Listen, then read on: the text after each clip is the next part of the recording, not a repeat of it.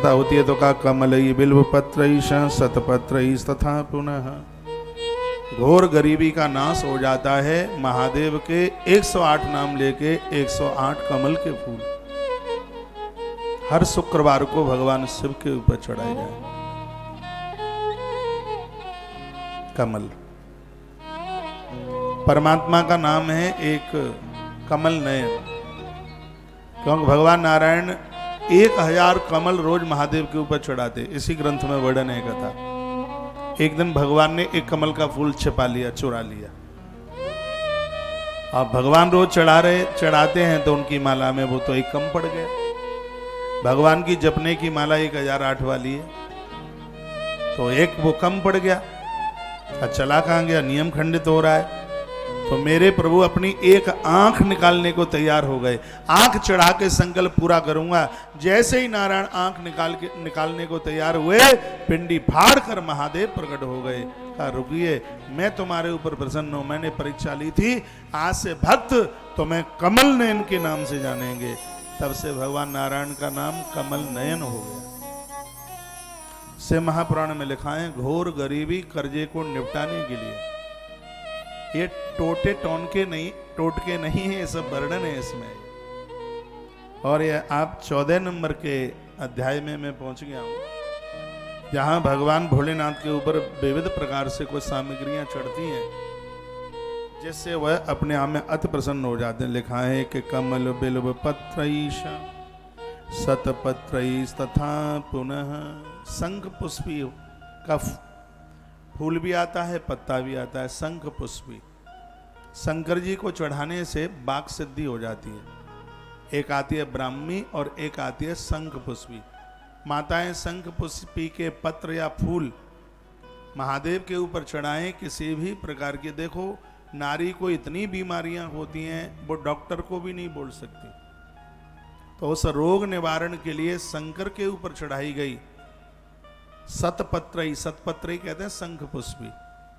शंख पुष्पी के पत्र या फूल चढ़ाने से आरोग्यता मिल जाती है। बेल पत्रईशा, बेल पत्र तो साक्षात महादेव का रूप है।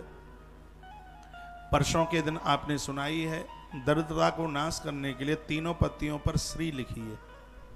तीनों पत्तियों पर श्री। दिवाली की रात्रि को गोरोचन और चंदन से तीनों पत्तियों पर श्री लिखकर लक्ष्मी नारायण के ऊपर चढ़ाई जाए तो अगली दिवाली उनकी अमीरता में निकलेगी।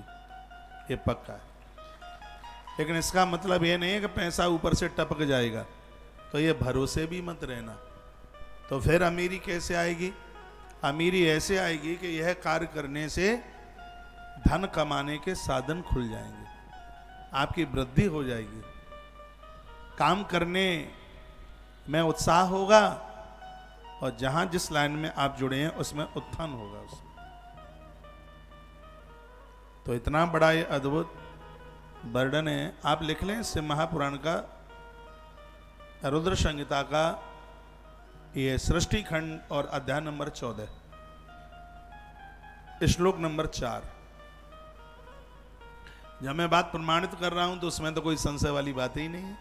लिखा है कमल बिल्व पत्रईश सतपत्रई तथा पुनः शंख पुष्पई तथा देवम लक्ष्मी कामार्चने शिवम।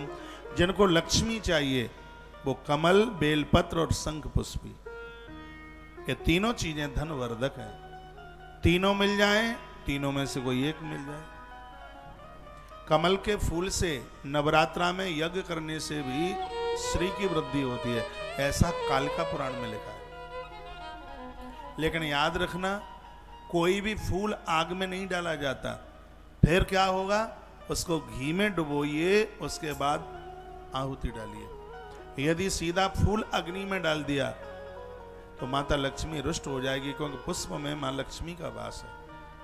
जब अग्नि में फूल डालते हैं, बहुत लोग पुष्पांजलि के समय पर पूरा मुट्ठा का मुट्ठा भर के फूल अग्नि में झोंक देते हैं। ये जघन्य अपराध है। जहां पर कुंड की योनि बनी है, पुष्पांजलि वहां छोड़ी जाती है, आग में नहीं डाला जाता पुष्पांजलि का फूल। हाँ, आपने घी में डुबो करके सुरवा के ऊपर रख करके फिर आपने फूल की आहुति डाली है, वो श्री वर्धक है।